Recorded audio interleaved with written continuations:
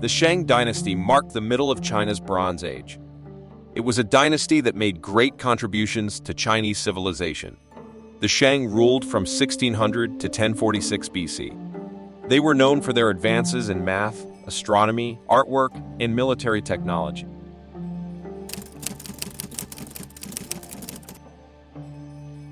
The Shang Dynasty emerged as a result of complex societal and political developments in ancient China. According to a legend, Shang began with a tribal chief named Tang.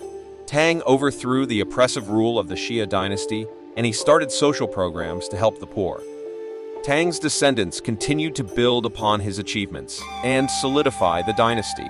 After Tang, one individual stands out as a testament to the dynasty's multifaceted nature and societal complexity. Fu Hao, a name that echoes through the annals of history. Fu Hao is the first documented female military general and high priestess in the history of China. She was the queen of King Wu Ding, who was the 23rd king of the dynasty. She proved to be so loyal that King Wu Ding trusted her enough to lead and command troops on the battlefield. She commanded 13,000 troops of the largest recorded army in Shang history. According to the customs of the time, she was armed with a battle axe that served as both a weapon and a symbol of her military authority. In a society that was heavily dominated by male figures, Fu Hao took on roles that other women of her time would never even dream of taking. Apart from being a military leader, she was also a priestess and an influential politician. She gained such an unusual degree of personal status that she was called upon to perform religious ceremonies customarily only enacted by the king. She was the high priestess of the national religion, so she also led divination rituals.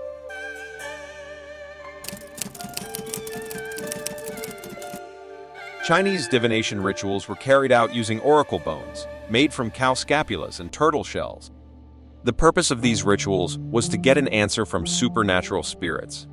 The ritual was performed by first identifying a date and then writing the question on the oracle bone. The questions covered a wide range of topics: the outcome of battles, the upcoming harvest, weather predictions, but also more personal issues, like the outcome of a toothache. The oracle bones presented two outcomes, one auspicious and one inauspicious, and then the diviner applied heat to crack the bone or shell. The mark left by the crack indicated whether good or bad fortune awaited. Shangs also performed banqueting rituals. Ornately decorated bronze vessels and ancestor tablets were used for this kind of ritual. Ancestor tablets held a deep spiritual significance, serving as a channel between the living and the deceased. During the banqueting rituals, lavish offerings of food and drink were presented not only to the revered ancestors, but also to other spirits. The ancestor tablets, intricately inscribed with names and titles, were prominently displayed within the ceremonial space.